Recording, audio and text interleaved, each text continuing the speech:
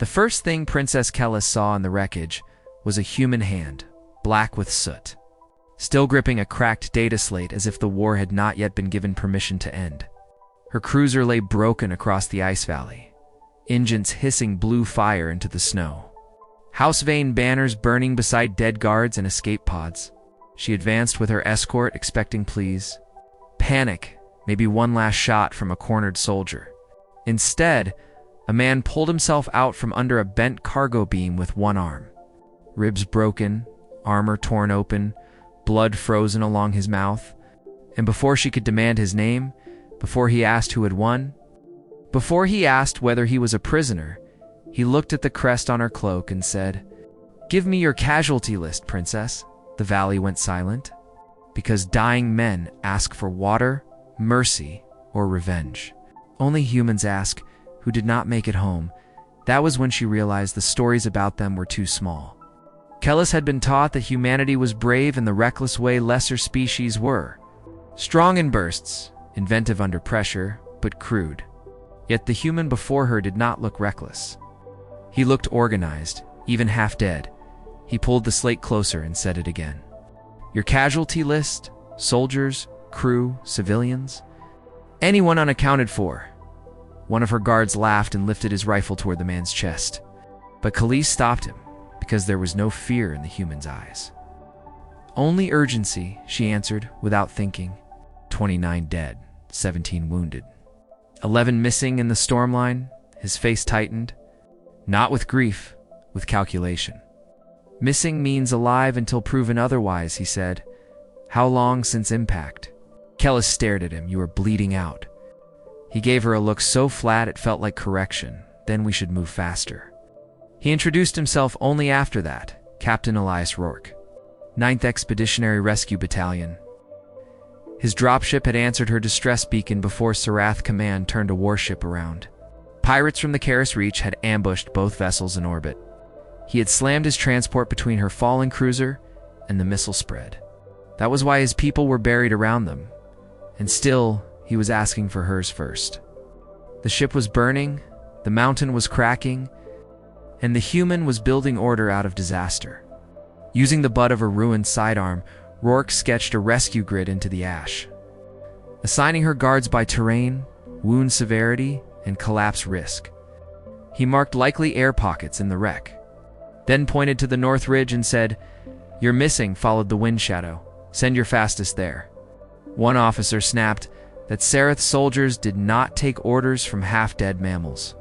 Rourke turned his head and said, "Then let them die your way." Kaelis sent the team exactly as he directed, and the impossible began happening at once. They pulled 2 children from a service duct, found 4 engineers trapped beneath a coolant frame, recovered 6 wounded soldiers, crawling toward the ridge precisely where he said they would be. Every call he made peeled life back out of ruin, not with luck, but with clarity. And each time someone was carried past him, he asked the same question. Name, status, next of kin tag. As if the universe could still be forced into decency if someone kept proper count. Kaelis had seen generals preserve themselves. Nobles preserve appearances. Priests preserve ritual. She had never seen anyone preserve responsibility like that. Princesses are taught how to command the living, not how to honor the missing before the battle is even over. Then, the pirates came back through the storm. Skimmers cutting red through the dark, pulse cannons raking the valley.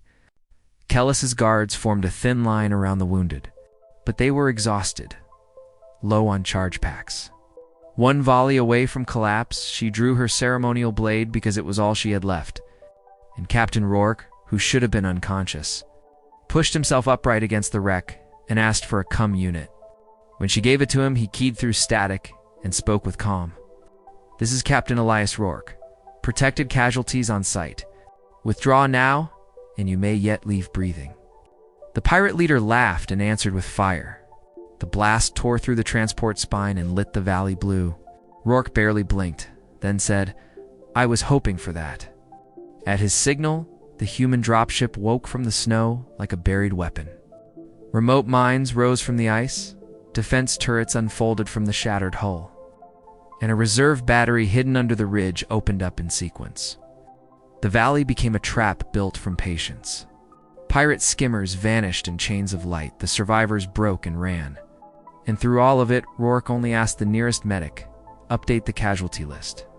Kaelis felt something in her understanding of power split cleanly in two, because the most frightening thing about the human was not his violence.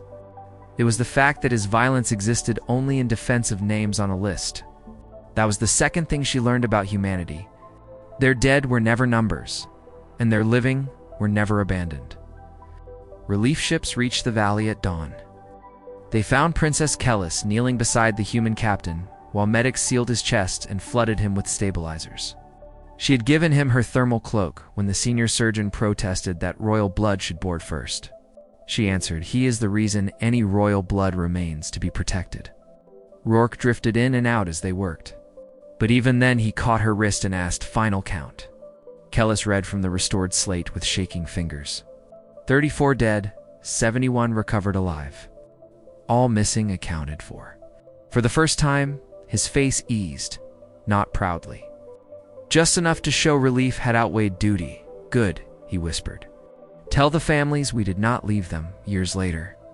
When Kaelis stood before the Dominion Assembly and argued for alliance with Earth, the old houses accused her of weakness, of sentiment, of letting one battlefield debt cloud imperial judgment.